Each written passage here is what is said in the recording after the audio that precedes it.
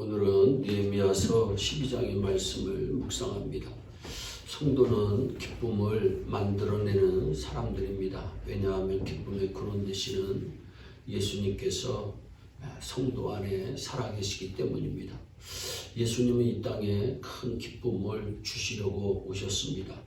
오늘 내 인생이 어떨지라도 예수만 바로 믿으면 회복되고 기쁨이 찾아옵니다. 기쁨도 하나님께서 주셔야만 기뻐할 수 있습니다. 세상에서 얻는 기쁨은 예수님이 주는 기쁨과는 다릅니다. 은혜 받으면 기쁨이 넘치게 되어 있습니다. 기쁨과 은혜의 헬라어 어원이 같은데 기쁨은 카리이고 은혜는 카리스입니다. 성도는 어디에서나 기쁨을 만들어내는 사람입니다. 사도행전 27장에 보면 유라 굴라라고 하는 큰 태풍을 만난 사람들이 죽을 것을 염려하여 근심에 차 있었습니다. 그때 사도 바울이 기쁨을 만들어내는 사람이 됩니다. 하나님의 크신 은혜입니다. 여러분 안심하세요. 우리 모두 삽니다. 사랑하시는 여러분, 기쁨도 전염된다고 하는 사실을 아십니까? 부정적인 것들만 전염되는 것이 아닙니다. 기쁨도 전염됩니다. 우리도 기쁨을 전염시키는 사람들이 되었으면 좋겠습니다. 오늘 12장의 말씀을 보면 어떤 사람이 기쁨을 전염시키는 사람인지 잘 알 수가 있습니다. 사람들이 얼마나 기뻐했는지 예루살렘에 즐거워하는 소리가 멀리까지 들렸다고 말씀합니다. 이런 기쁨의 날이 오기까지는 믿음의 귀한 선배들이 계셨습니다. 12장에 기록된 수많은 사람들의 명단이 기쁨을 만들어내는 사람들입니다. 1절로부터 11절은 스룹바벨 시대의 제사장들 레위인들이고 12절로부터 26절은 여호야김 시대의 제사장들과 레위인들입니다. 교회는 어느 날 갑자기 세워지지 않습니다. 기독교 2000년 역사는 이름 없는 순교자들의 피와 믿음의 선진들의 헌신과 충성 때문에 가능했다는 것을 기억해야 합니다. 이제 이스라엘 백성들은 감사와 감격의 성벽 박성식을 갖게 됩니다. 그래서 성벽 재건을 마친 후 백성들은 각처에서 한자리에 모여 큰 축제 예식을 가집니다.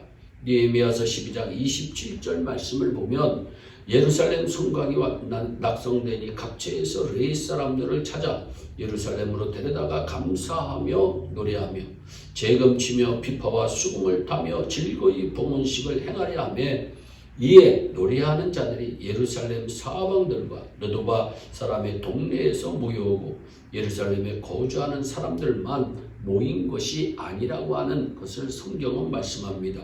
각처에서 모였기에 민족의 축제가 될 수가 있었습니다.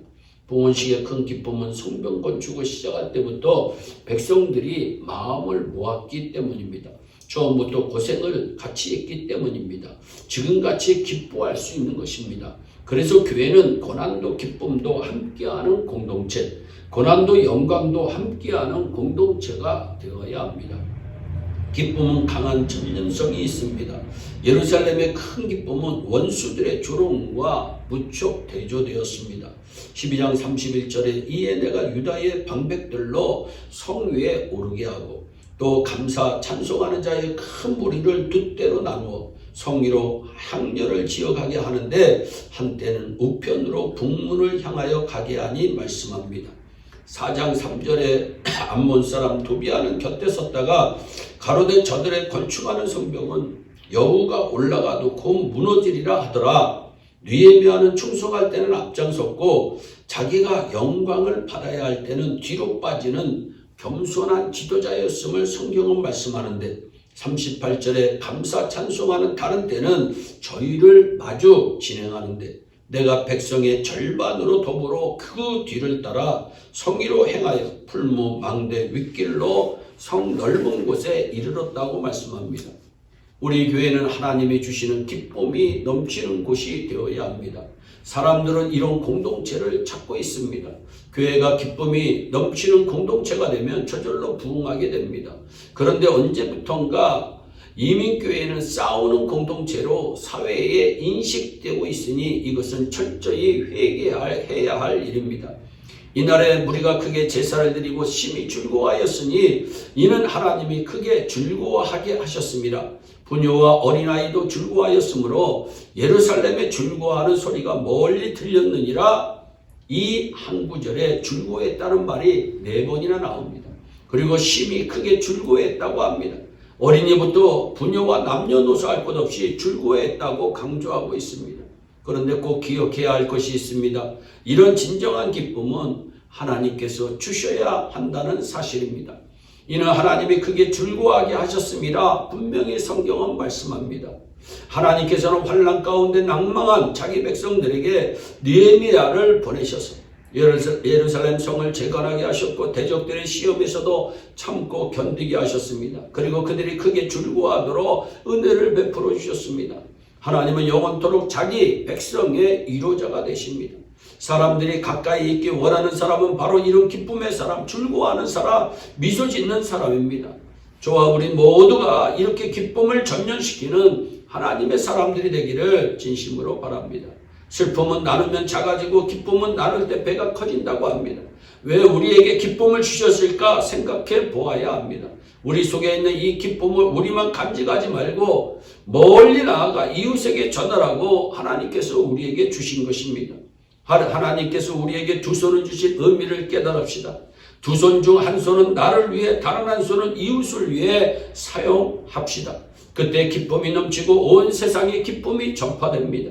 주님이 주신 기쁨은 나 혼자 간직하기엔 너무 크고 벅찬 기쁨이기에 이웃과 반드시 나누어야 합니다. 박코로나가 이 기쁨의 소리를 땅끝까지, 세상 끝까지 퍼지게 해야 합니다. 느헤미야 12장은 기쁨의 장입니다. 우리는 느헤미야처럼 기쁨을 만들어내는 사람이 되어야 합니다. 기쁨을 만들어낼 뿐만 아니라 유다 백성들처럼 기쁨과 즐거움을 누리는 성도들이 되기를 주 예수 그리스도의 이름으로 축원합니다. 기도하겠습니다. 사랑의 하나님 아버지, 우리 예일의 온 성도들은 기쁨이 충만한 성도들이 되게 하시고 그 기쁨을 이웃에게도 전파할 수 있는, 이웃에게도 전념시킬 수 있는 축복의 주인공들이 다 되게 하여 주옵소서. 감사하고 예수님의 이름으로 기도하옵나이다. 아멘.